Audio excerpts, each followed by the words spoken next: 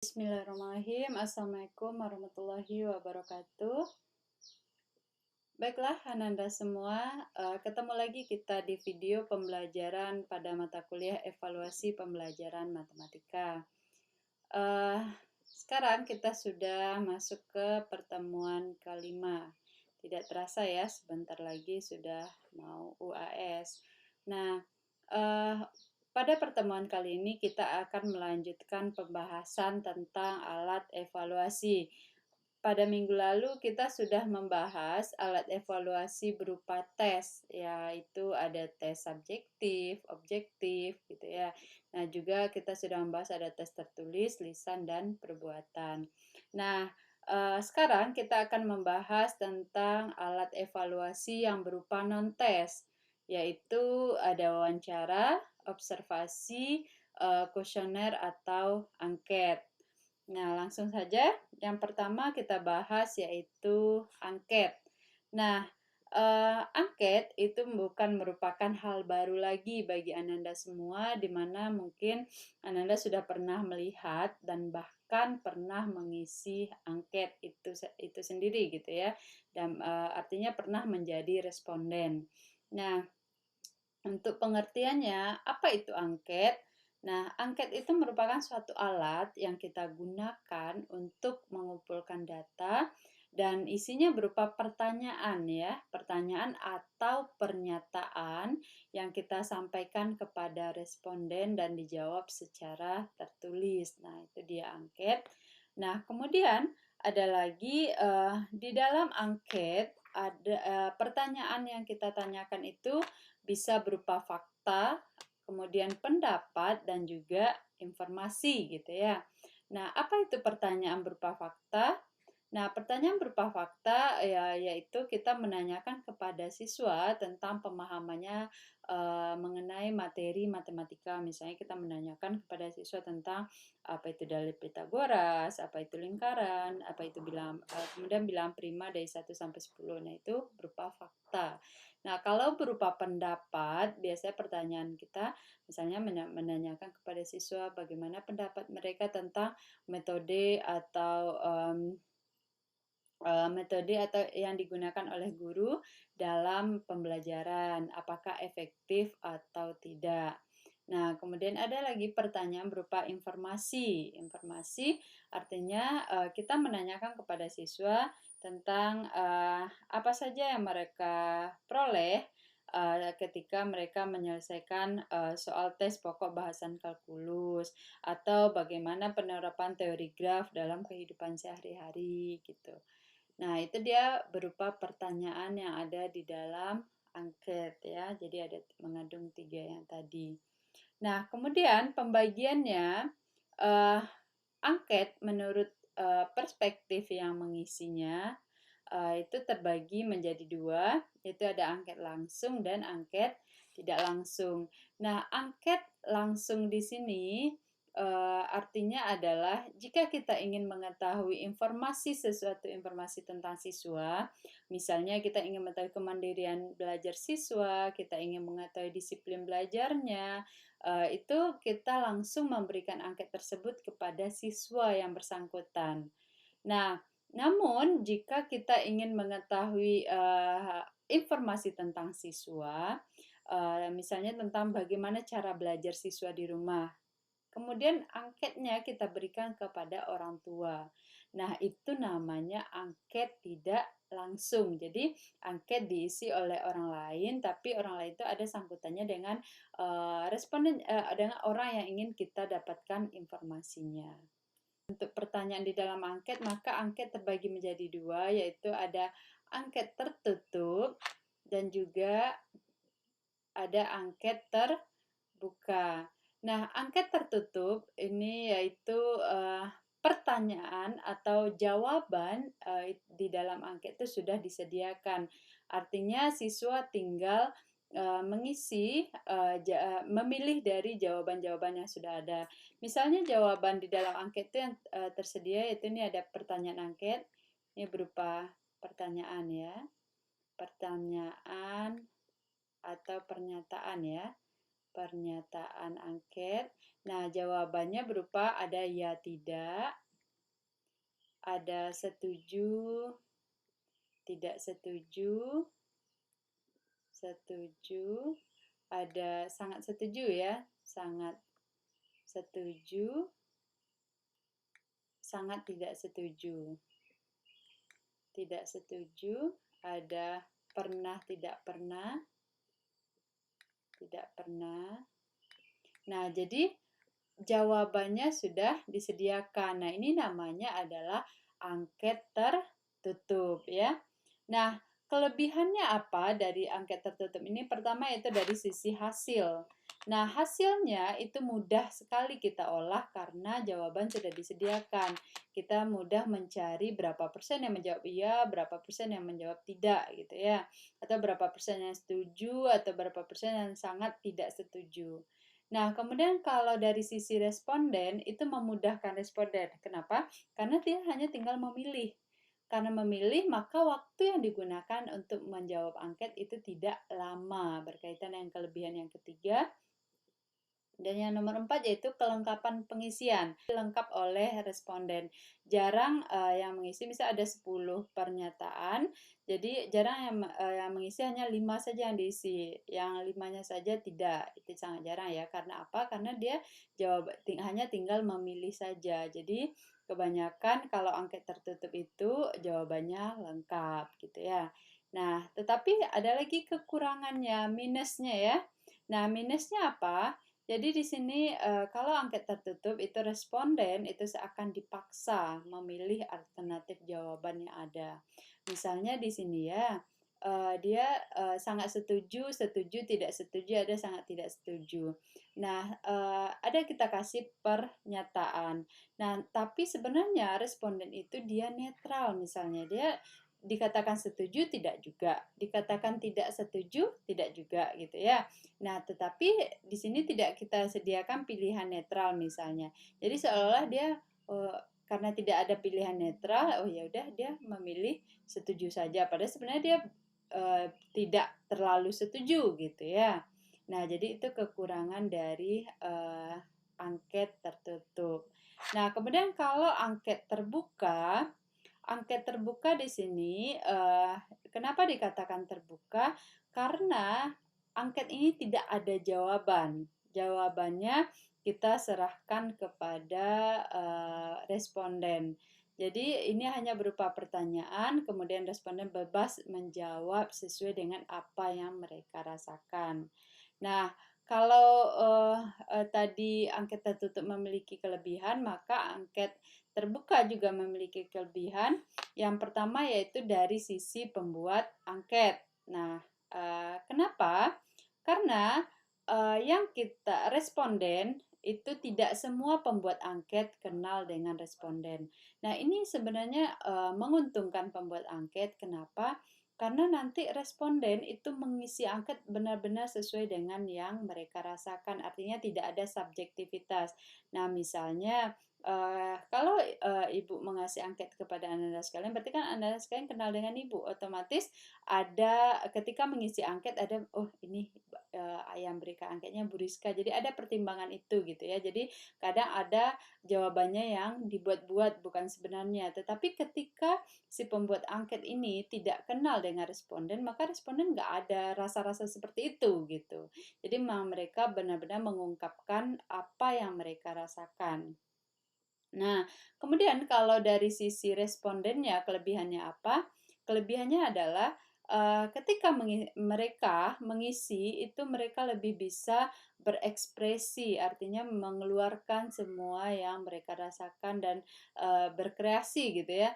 Namun ketika di angket tertutup, mereka tidak bisa karena sudah ada jawaban yang disediakan gitu ya. Nah, kalau di angket terbuka, responden bebas gitu ya, mau menulis mau sepanjang apa jawabannya bebas gitu.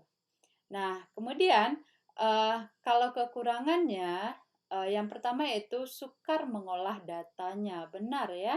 Kenapa? Karena jawaban dari setiap responden itu berbeda-beda. Jadi tidak satu jawaban mereka. Bisa jadi jawaban kita kasih satu pertanyaan, namun jika ada 10 responden, mungkin 10 pula jenis jawabannya ada gitu. Jadi agak sukar kita mengolah datanya. Dan karena banyak jawaban tadi, maka waktu untuk penjawab itu lama. Artinya satu pertanyaan mungkin membutuhkan beberapa menit untuk menjawab gitu ya. Nah, kemudian kadangkala itu tidak kembali semuanya. Di sini maksudnya adalah karena dia itu berupa jawaban ya. Di sini responden harus meluangkan waktu untuk menjawab angket. Nah, kadangkala responden itu malas ya, malas untuk mengisi sehingga ketika dikasih angket diterima, namun ketika diminta lagi itu tidak diberi gitu ya. Nah, tapi kalau di matematika jarang ini yang terjadi. Biasanya ini terjadinya di kantor-kantor, misalnya penelitian anak manajemen, mereka harus mengasih angket ke orang kantoran, dikasih sekarang, diambil lagi 2 minggu kemudian, nah misalnya dikasih 100, misalnya yang kembali 80 saja gitu ya.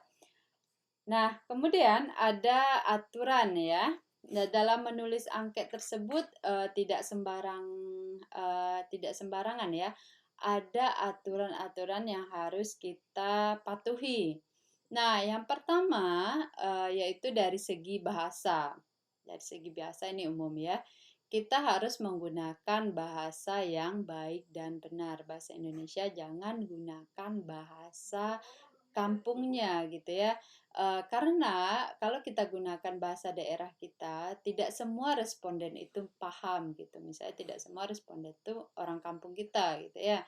Nah, kemudian dari sisi kalimat. Nah, gunakanlah kalimat yang pendek, yang jelas, singkat, padat, jelas gitu ya. Tidak usah panjang-panjang. Kemudian tinggi rendahnya penilaian terhadap responden gitu. Nah, artinya kita jangan terlalu cepat menganggap bahwa responden kita telah memiliki pengetahuan dan pengalaman tertentu. Nah, misalkan kalau memberi angket tentang hal yang berhubungan dengan matematika, yang orang tuanya belum tentu mengetahui secara pasti tentang pelajaran matematika sekolah, karena itu jangan bertanya tentang materi matematika. Karena tidak semua orang tua tahu tentang materi matematika gitu ya. Tanyakanlah hal yang umum saja. Nah, kemudian pertanyaan dari angket itu tidak boleh memalukan responden atau tidak boleh pertanyaan yang bersifat pribadi gitu ya. Nah, selanjutnya adalah dalam pertanyaan itu harus memuat satu pokok pikiran, tidak boleh ada dua. Nah, contohnya yang seperti ini. Nah, silahkan Anda baca dulu. Nah, kira-kira kenapa dua pertanyaan ini tidak boleh kita berikan kepada responden? Ini tidak boleh ya.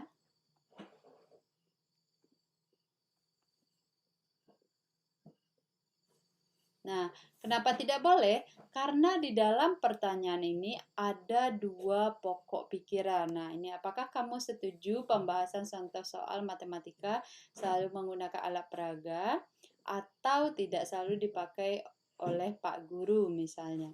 Nah, ini pertanyaan ini akan membingungkan siswa.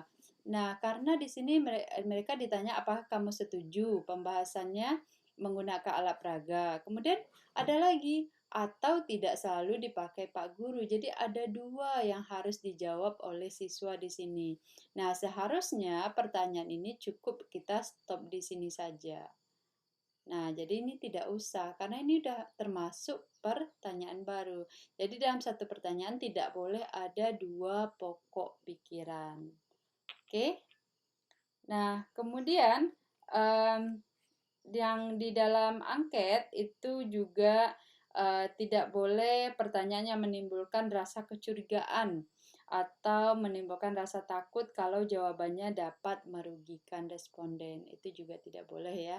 Nah, maka ketika di pengantar angket itu perlu kita bunyikan tentang petunjuk-petunjuk di angket, dan perlu kita sebutkan bahwa ketika responden mengisi ini tidak ada mempengaruhi apapun gitu ya. Ini murni hanya ingin mengetahui informasi dari responden.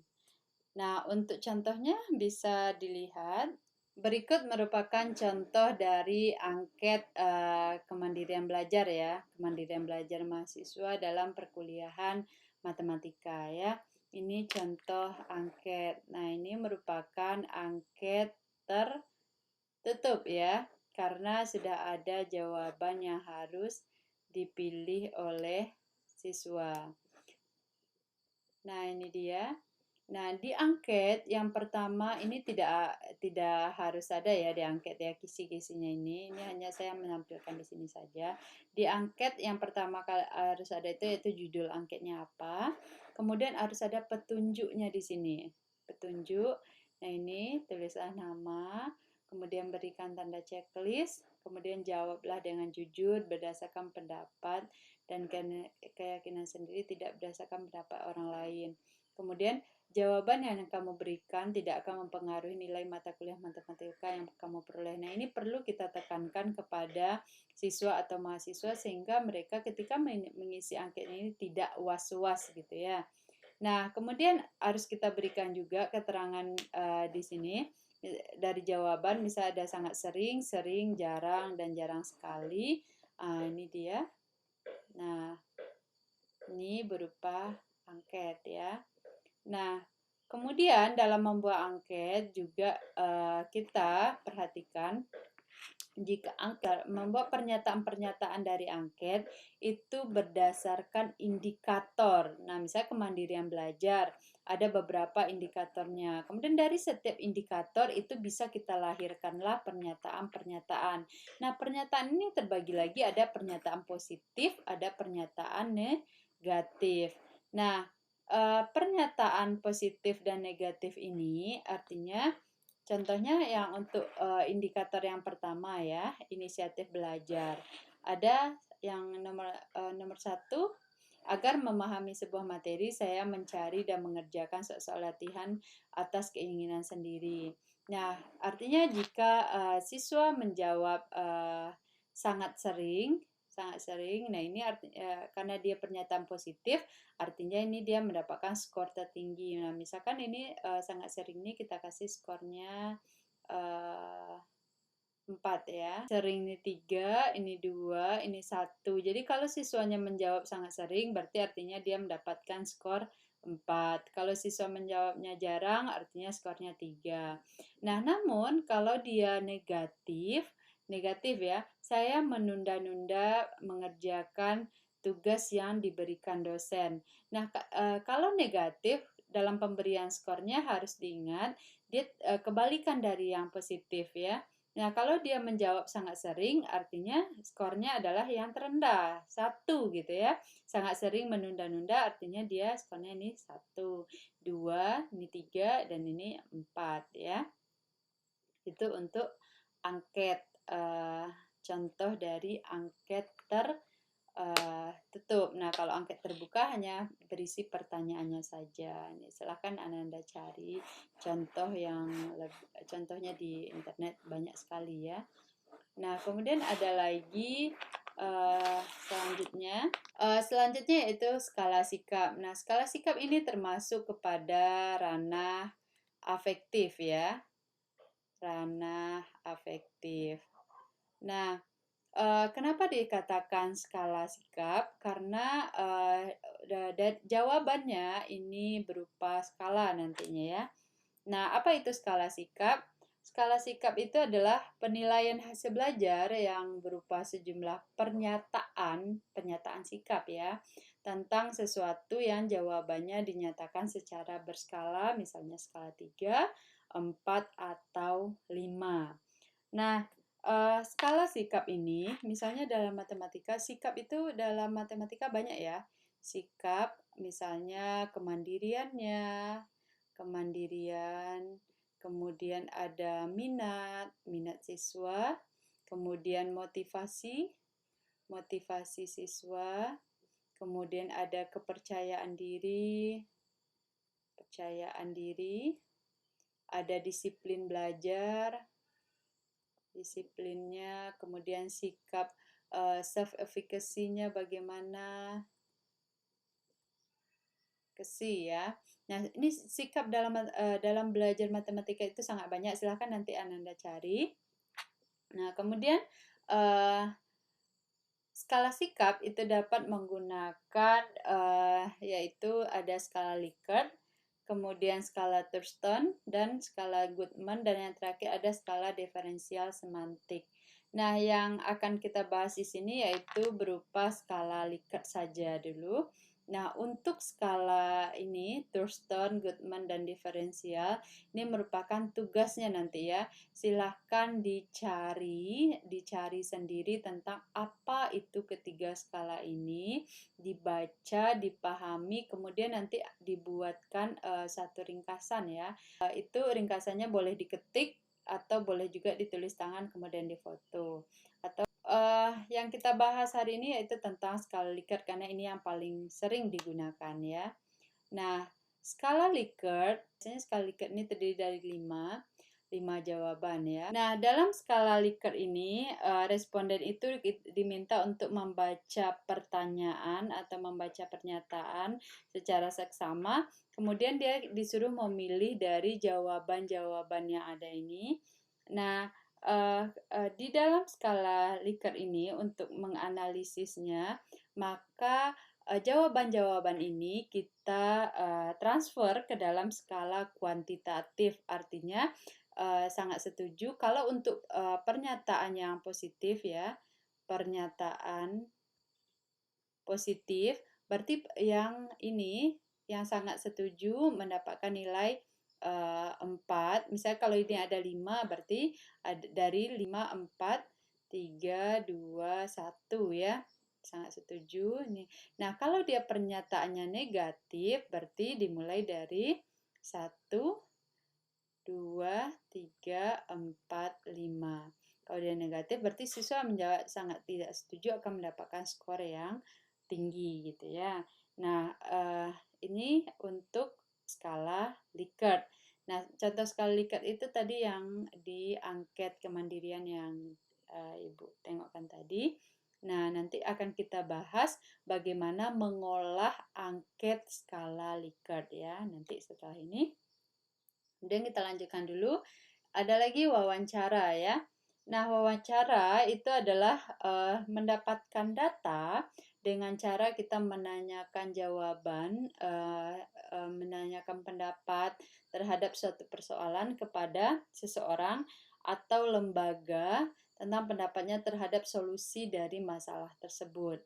Nah, wawancara itu terbagi menjadi 2. Biasanya ini dinamakan juga dengan wawancara bebas ya. Nah, wawancara terstruktur ini merupakan wawancara yang pertanyaan itu sudah ada atau disebut juga dengan terpimpin ya. Terpimpin artinya ada memiliki pedoman wawancara. Sudah ada pertanyaan-pertanyaan yang akan ditanyakan kepada ya orang yang kita wawancarai. Jadi orang kita wawancarai cukup menjawab dari pertanyaan yang kita ajukan tadi. Nah, kalau pertanyaan tidak terstruktur atau bebas, jadi wawancara ini nggak ada pedoman wawancaranya, jadi hanya ada satu topik, misalnya topiknya tentang apa, kemudian ditanyakan oleh si pewawancara kepada yang diwawancara. Nah, kemudian ada lagi pengamatan atau observasi. Nah, pengamatan atau observasi ini yaitu teknik penilaian yang kita lakukan oleh pendidik dengan menggunakan indera secara langsung. Atau bisa juga guru ingin mengetahui tentang keaktifan siswa dengan cara melihat langsung bagaimana siswa itu belajar di kelas gitu ya. Atau bisa ada juga kalau kita ingin mengetahui metode yang digunakan oleh guru di kelas, misalnya Ananda ingin mengetahui metode yang digunakan guru di SMP itu seperti apa. Jadi Ananda pergi ke sekolah, kemudian duduk di belakang, lihat ibunya ngajar, itu namanya observasi ya. Nah, untuk observasi ini harus ada lembar observasinya. Nah, seperti apa bentuk lembar observasi? Nah, ini bentuk lembar observasi aktivitas guru dalam kegiatan belajar mengajar ya. Ini misal pendahuluan, membuka pelajaran. Ada nggak Ibu tuh membuka pelajaran? Berarti nanti kita kasih skornya. Misalnya skornya kalau dia membuka pelajarannya sangat baik, berarti kasih skor 5. Menggali pengetahuan awal siswa ada atau enggak gitu ya. Nah, lembar observasi ini kan aktivitas guru. Bisa juga kita lihat aktivitas siswa ya. Tugas yang pertama yaitu nanti Anda sekalian silahkan dicari tentang materi skala Thurston, Goodman, dan diferensial semantik. Kemudian dibuat ringkasan singkat dari apa yang sudah dipelajari. Nah, setelah itu nanti menyusun daftar pernyataan skala sikap. Silakan dibuat skala sikap. Ini boleh ya, boleh.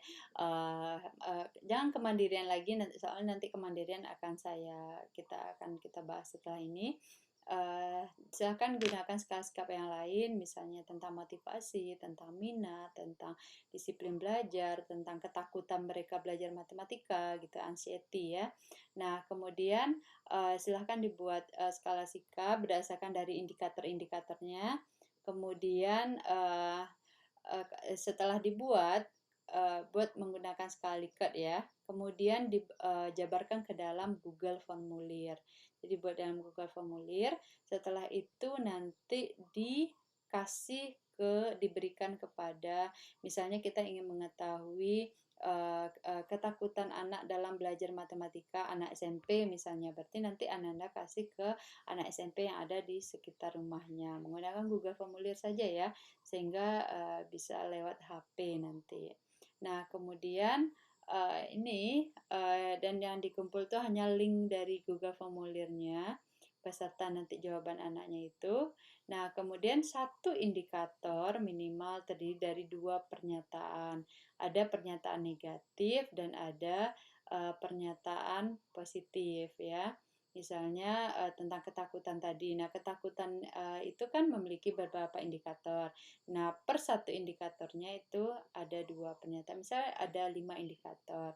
Kalau 5 indikator artinya minimal angketnya terdiri dari 10 pernyataan. Itu minimal ya, boleh sebanyak-banyaknya. Oke. Nah, itu untuk tugasnya. Kemudian itu saja yang kita pelajari untuk pertemuan kali ini. Kita ketemu lagi di video selanjutnya pada materi kemampuan matematis ya. Oke. Demikian video kali ini.